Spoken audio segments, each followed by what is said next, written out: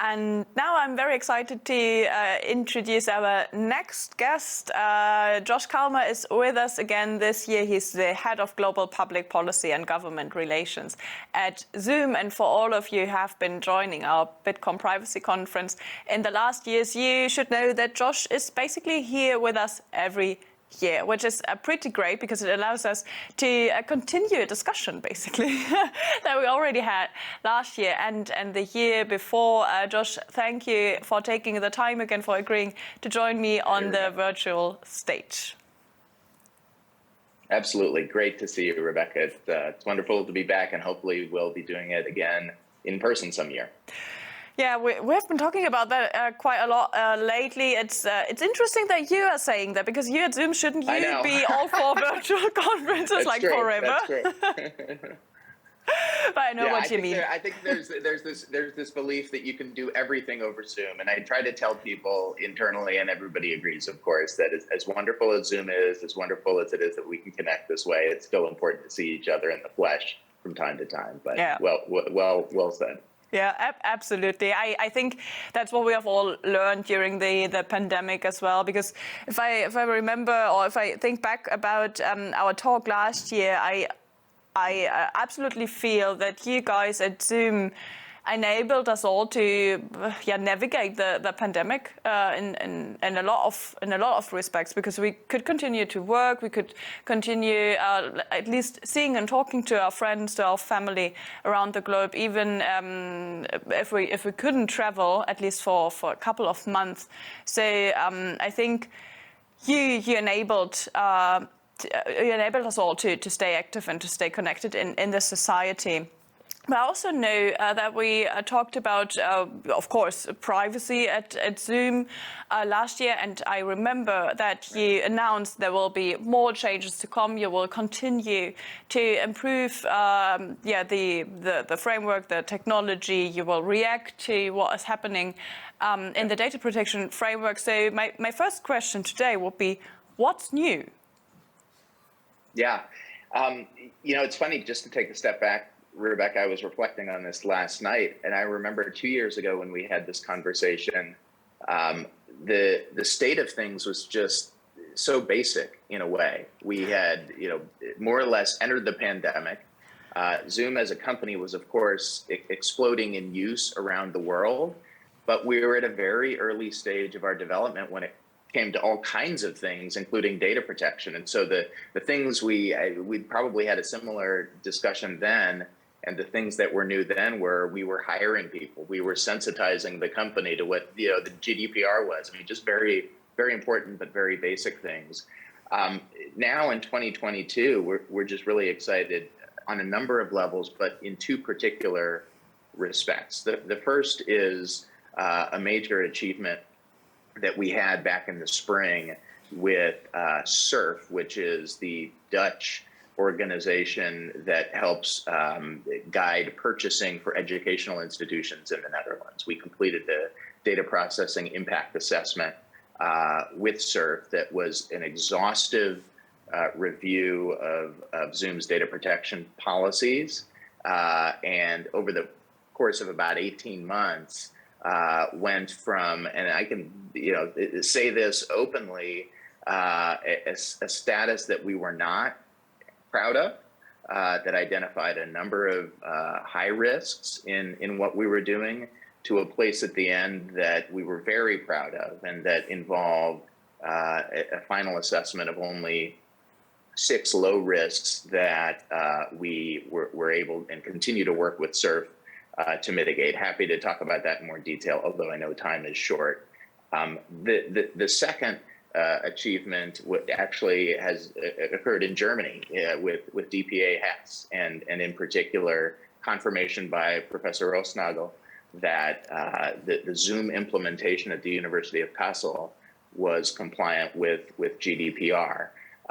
That may seem like a fairly routine thing, but it was actually a big deal because it involved a pretty exhaustive process. We worked with a channel partner, a local channel partner, Connect for Video, and we worked with the DPA for several months to help them understand our technology, help them understand our code, our end-to-end encryption technology and ultimately receive a clean bill of health to serve the university and hopefully by extension many other customers, not just in Hesse but throughout Germany. So now we're getting into very concrete, very sophisticated kinds of applications and achievements in the data protection area that we're quite proud of.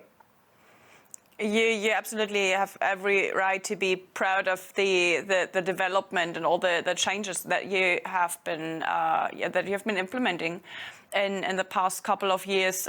Because I know there was a lot of scrutiny, right? Because as you said, user numbers just were increasing like crazy, and everybody was kind of depending on you to do everything right because we all needed you.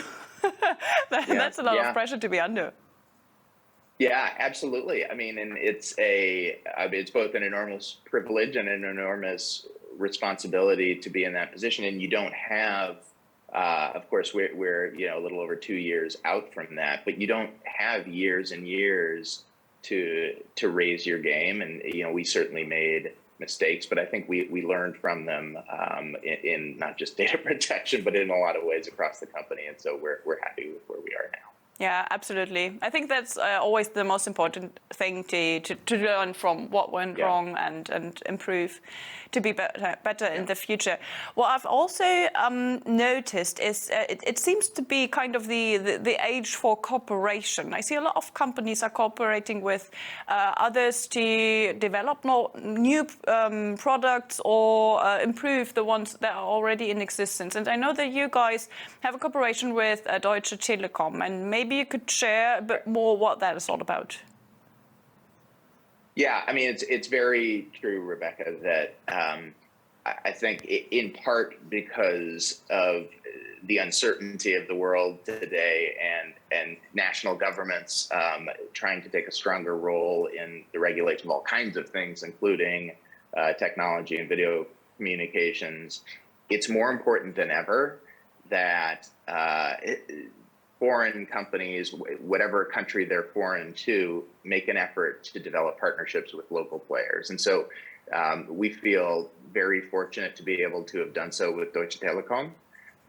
We actually just launched this new product called Zoom X a couple of weeks ago at the Digital X conference in Cologne. And what it is it's a special service. It's only available to customers in Germany, and it combines the Zoom experience, the Zoom product, with the hosting and service capabilities of Deutsche Telekom, so that as a customer of Zoom X, a user in Germany will be able to enjoy Zoom and use all of the features that we're using now, but have the confidence that when it comes to customer service, when it comes to billing and technical support, the partner will be DT, and that there'll be a truly local experience. People are demanding that quite understandably, and we're trying to accommodate it. The Zoom X experience, I think, will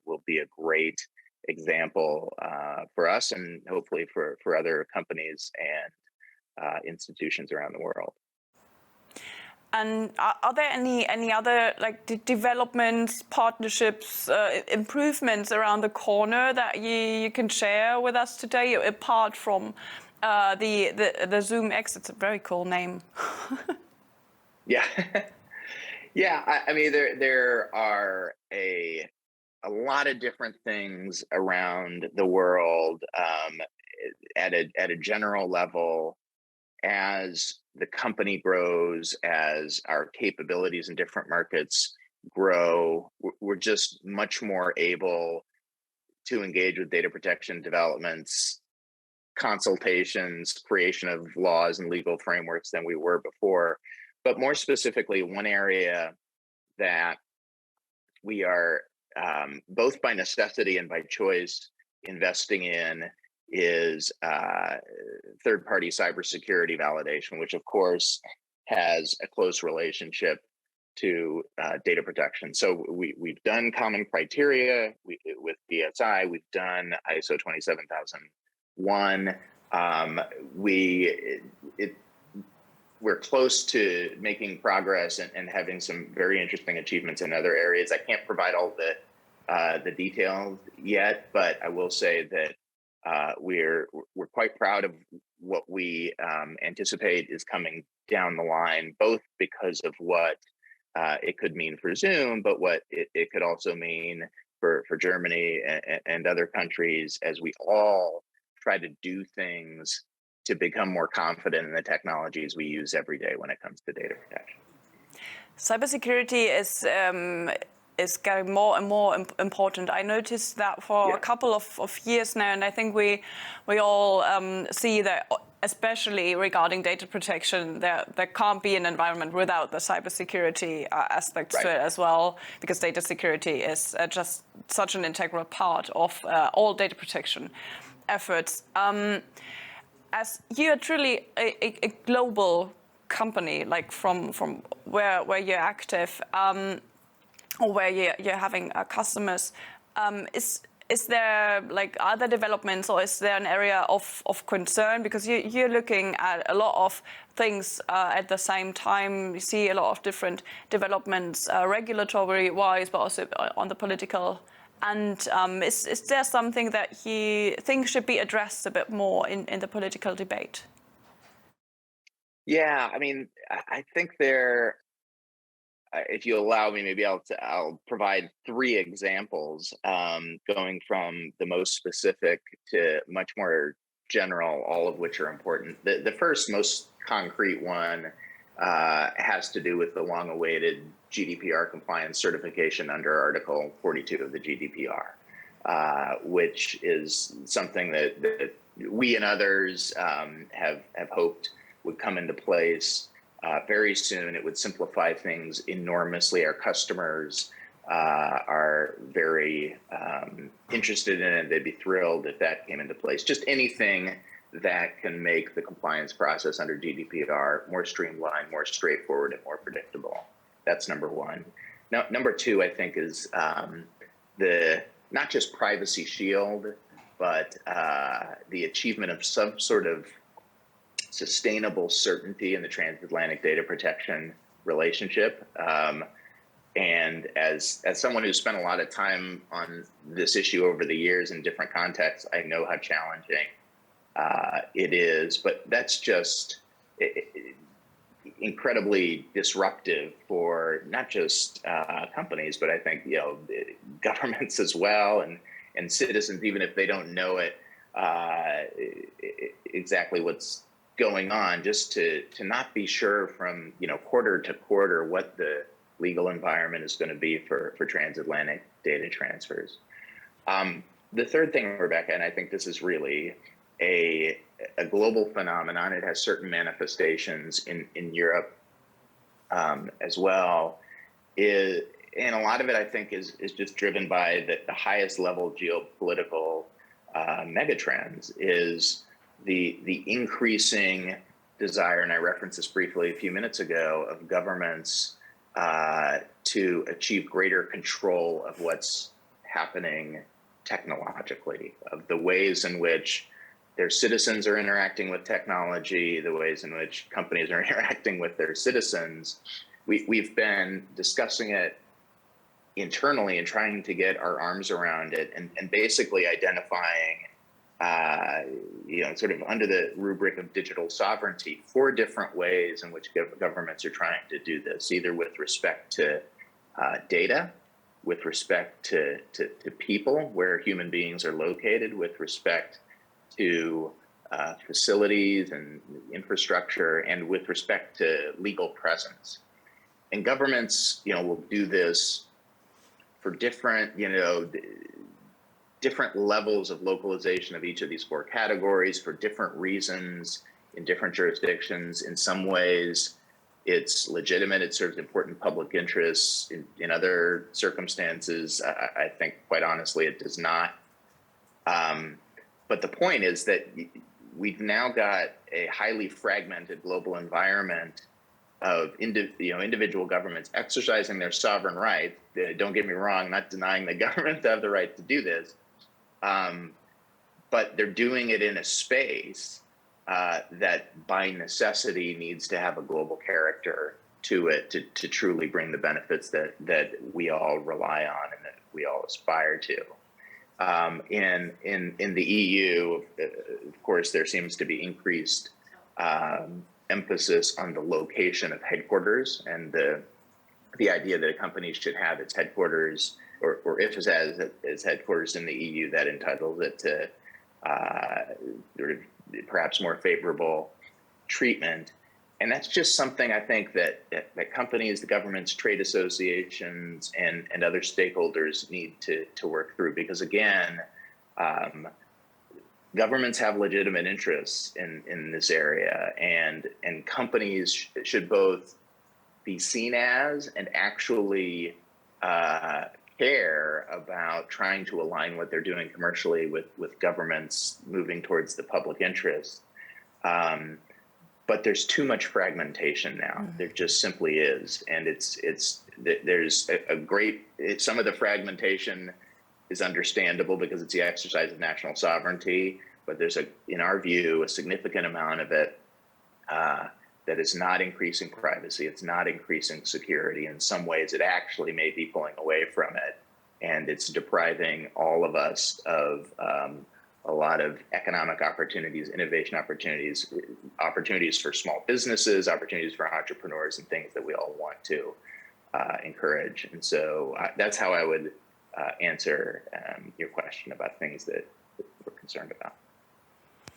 I think that is definitely a topic that needs to be addressed in maybe several years to come. I also noticed that trend, and it kind of brings me back to our opening discussion that we had yesterday, because we tried to answer the question whether we really need a global framework for data protection, and I think a lot of other regulatory areas as well. I think in a couple of years we will be talking quite intensely about a global cybersecurity framework, so that we at some later point in time will all adhere to the same principles that we can agree on, and really try to lessen the burden and lessen the friction that comes with this fragmentation in regulation especially. So I think it's a very good point to raise today, and I think we all, like in the digital ecosystem, I think we are working towards a functioning market, an open market, because as you said, it always basically hinders innovation if you restrict market access. So I'm hoping that there will be some improvements in the future. Maybe to end on a more positive note, what would you like to be telling us next year when you're here again at Bitkom Privacy Conference? What do you see in the future that you want to achieve at Zoom and with Zoom and in the data protection environment? Oh, that's a great question. I mean, I think that having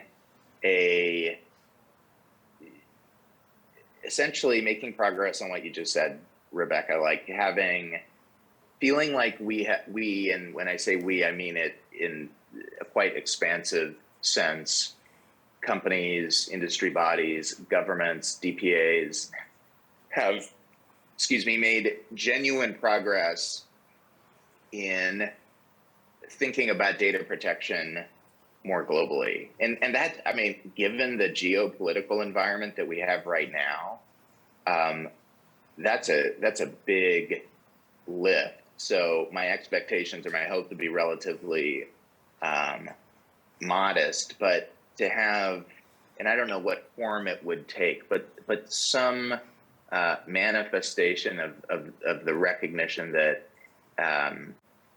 we are all in this together. Companies care about what governments are trying to do. Governments care about what companies are trying to do, and so I don't know exactly how we would measure it, but I think I would know it when I saw it if we were getting through these localization discussions more easily.